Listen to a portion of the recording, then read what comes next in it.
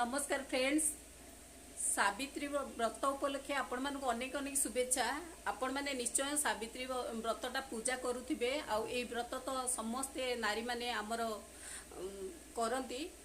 तो फ्रेंड्स आज सावित्री व्रत उपलक्षे मु संपूर्ण ब्लॉग्स रे वीडियो देबी बोली भाभी किंतु संपूर्ण दे पारिनी कहीं मोर कामवश तो मु केवल आपण को सागु पणाटा देखिएबी आउ अन्यान्य किछि जॉइन करि पारिनी। तो फ्रेंड्स आमे प्रथमे जानिबा सावित्री माँ को पूजा आज से विषय किछि जानिबा। सावित्री व्रत जो आमे पूजा करूचे माँ सावित्री जानिथिबे पंचशक्ति भितर जड़े जहाँकि तांकर जो माने तांकर नारी जाति प्रति केते गोटे आदर्श आउ केते माने त्याग आउ जहाँकि सी निजर स्वामी को रक्षा करथिले जमों ठारू से आमर से गुड़िक आम गोटे बड़ शिक्षा नारी मानू। तो तेणुक आज दिनटा आमे माँ सावित्री की पूजा कर समस्ते पूजा करिथाउ। से भली नारीटे से आदर्श को लेकिरी चलिया को पड़े समाज रे। जहाँ भी हेले नारी बहुत किछि त्यागर प्रतिमूर्ति नाउ से मानकु से भली कले गोटे नारीटे निजको आदर्श नारी हिसाब रे निजको समाज रे ठिया करि पारिबो। तो फ्रेंड्स आज से सावित्री व्रत उपलक्षे मु सकाळु जेतिकी पारिछि पूजा करी देखुथिबे मु गोटे नुआ साड़ी पिंधिछि मध्य पूजा सारी देइछि। माँ को मंदिर जाइथिली आ मंदिर रु पूजा सारिछि।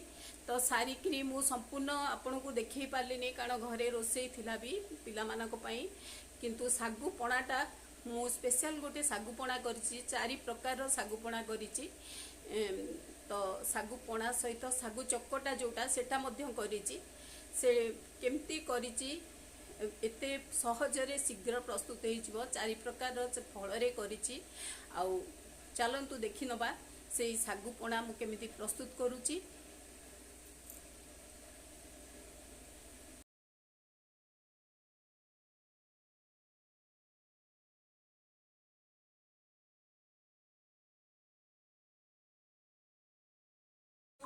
सावित्री व्रत उपलक्षे आपण मानक अनेक अनेक शुभेच्छा।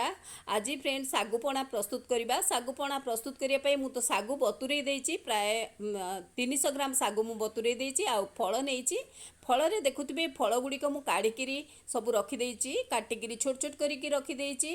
आंब कदली अंगूर आ नड़िया तो सेऊ डालिंब सब एगुड़िक सब सजाड़ी रखिदेइछि सागुपणा प्रस्तुत करने कारण मु आज 4 प्रकार सागुपणा प्रस्तुत करी जहाँकि फटाफट प्रस्तुत करी।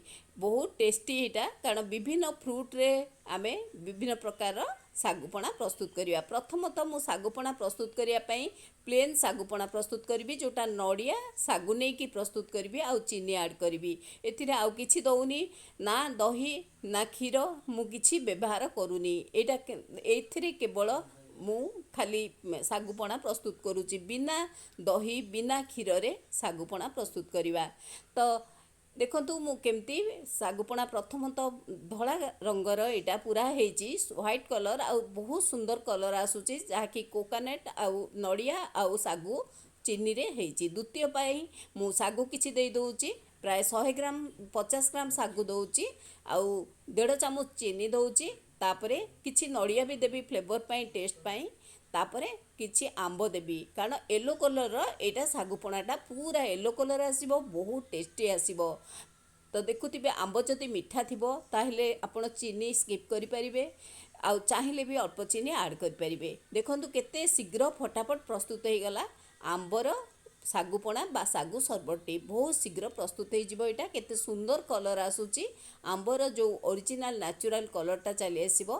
तापरे तृतीय सागुपणा प्रस्तुत करने मुझे 50 रु 100 ग्राम पाखापाखि देइछि सागु। तापरे किछि डालिंब मु दे दउछि देखुथिबे 3-4 चामच दउछि डालिंब आण कलरटा को भल कलरटे आसीबो। तापरे किछि नड़िया भी ऐड करूछि ता संगु चीनी भी देबी काहेकि ना आधे टिके मीठा अंश बेसी रहिबा दरकार। जदि डालिंब मीठा हेतिबो ताले चीनी अल्प भी देई परिबे। एथिरे चेरी किछि भी ऐड करूछि कलर पाई देखुथिबे 4-5टी चेरी मु ऐड करूछि। तापरे किछि पानी देई आको ग्राइंडिंग करि नेबी। केते सुंदर केते फटाफट भावे प्रस्तुत हो जिवो आउ टेस्ट मध्य आर बहुत बढ़िया टेस्ट। तो देखंतु मु आको ग्राइंडिंग कर देबी आउ देखंतु फटाफट प्रस्तुत हो गला एई पोणाटी सागु पोणाटी।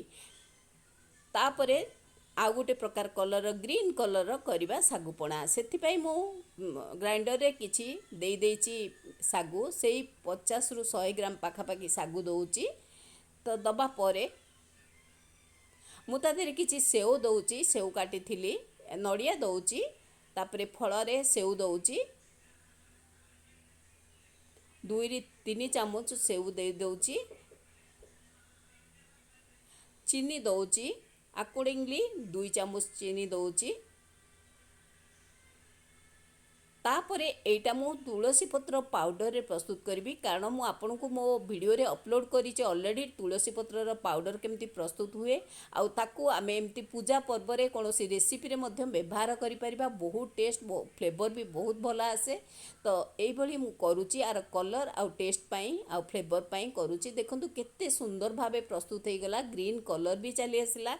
तो आमर एई भली आज 4 प्रकार रो सागु पोणा बा सागु शरबत फटाफट प्रस्तुत हो जाइए। शेष में सागु चकटा जोटा कि आमर ऑथेंटिक सागु चकटा आउ समस्ते भल पाती ताकू सबू फल मिसई सेटा मु करी सबु प्रकार फल दे दूची अंगूर देइची कदली देइची डालिंब दे दूची।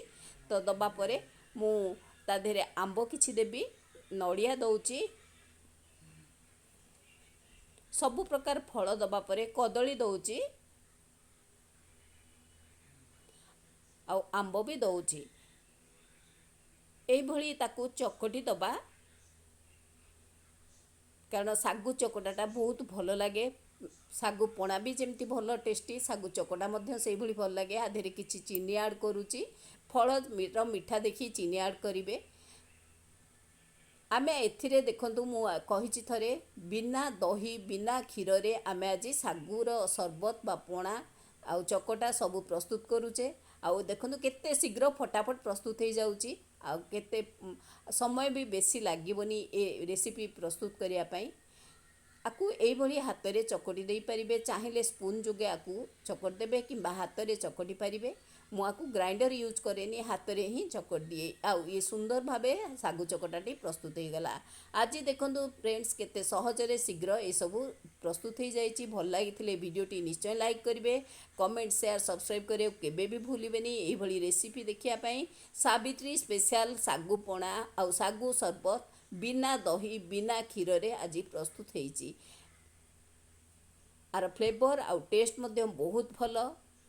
आपण भी घरे ट्राए करंतु आर टेस्ट नियंतु। एमिति भी खरा दिने आमे एई भली शरबत पीबा भी आम पई गुटे देह पई बहुत भल। टेस्ट जेमती हेल्दी मध्य सेमती घरे ट्राए करंतु आउ आर टेस्ट निश्चय नियंतु। एबे फ्रेंड्स सबु प्रकार शरबत मोर आउ सागु चकटा सबु प्रकार प्रस्तुत हो जाइछि। एमिति भी आमे जेकोसी व्रत पूजा रे मध्य आकु खाई परिबा आर टेस्ट नहीं परिबा एंजॉय करि परिबा।